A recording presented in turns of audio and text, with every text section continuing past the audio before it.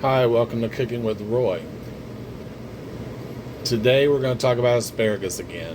My nephew said that he loves asparagus, but he doesn't have a grill, and I did a video on grilled asparagus, but he wants to know other ways to cook it. So I've got a couple ways we're going to do it today, and the first way we're going to do it, I've already cut this asparagus as pencil thin, and I've already cut them all to size, and they've been washed. So the first thing we're going to do today with these pencil thin asparagus is we're going to blanch them. And this is some blanching water. It's on a medium high heat, or close to between high and medium, about 7 on my stove. And it's just a simmering water, and since these are tiny pieces, we just want to take and lay them right in. And this is just water. We're going to add some lemon over the top of it.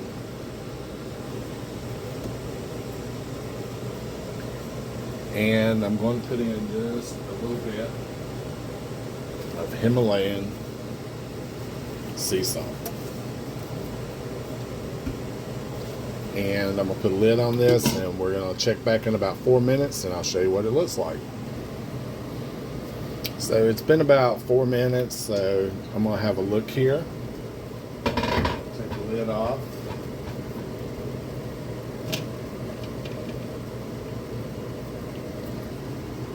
And I think it's all ready to serve. Yep, it's just a little limp. You want it to be just a little limp. You don't want it to be completely limp. That one piece really got done there, it looks like. And this is just another way to cook it. These are the thin types, so you're not going to need to cook them but about 4 minutes or so, and they still have plenty of vibrancy to them. If you're using a larger variety, I would say you probably need to go a little bit longer. I would probably go between 8 and 10 minutes with it. And we're going to move on to the next section where we're going to make some steamed asparagus. So this is our steamed asparagus here, and as you can see, it is nice and green in color. It's been steaming for about 5 minutes. And if you're using a thicker variety, it's going to take just a little bit longer. So I would caution you that if you're using the pencil thin, 5 minutes, but you're probably going to need to go about 8 to 10 minutes if you're using a thicker type of asparagus, either the pencil or the larger asparagus that you'll find, the purple asparagus. Those come in the finger size. So if you got pinky finger size and you have index finger. So if you're looking at those other sizes as part of your meal, you probably want to cook them just a little bit longer, or they're going to be a little too crunchy for you in most cases. And the final way we're going to do our asparagus today is we're going to roast it. So I have several pieces here that I'm laying out, and we're going to add some lemon juice over the top of them, give them a little bit of brightness.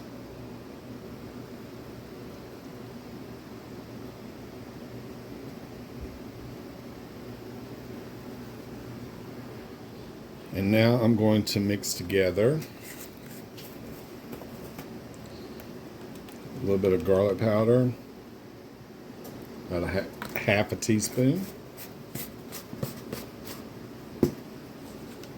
some Himalayan sea salt, the pink salt. We're going to add about a half a teaspoon of crushed chili flakes. If you don't like to have a little bit of a bite in it, leave that out. And then we're going to add in about a half a teaspoon of black pepper. And we've treated our asparagus with a little bit of lemon juice. We're going to add just a little bit of apple cider vinegar to this, about a tablespoonful. And we're going to stir that together.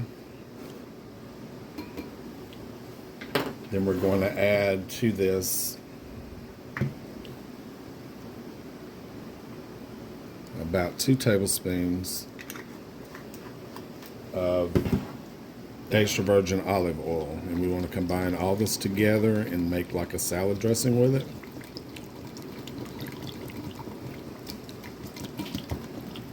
And this is what it should look like when we're finished.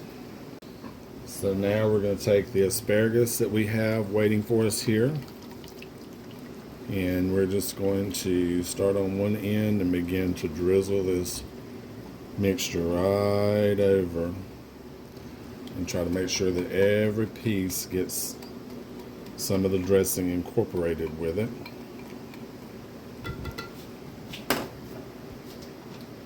And just to make sure that we've got everything from the bowl, I'm going to go that extra step and use my miracle saver, as we call them in the restaurant industry. And you just want to flip these through, make sure that everybody gets a good coating, and you want to have them in a single layer or as close to a single layer as you can while we're doing this. And so the only thing we have left to do now is to put this into a 350-degree oven.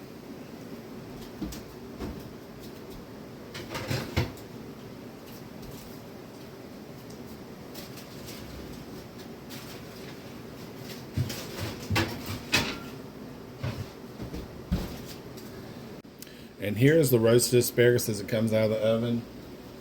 Now, as you can tell, it is cooked just a little bit more than normal, but it's roasted.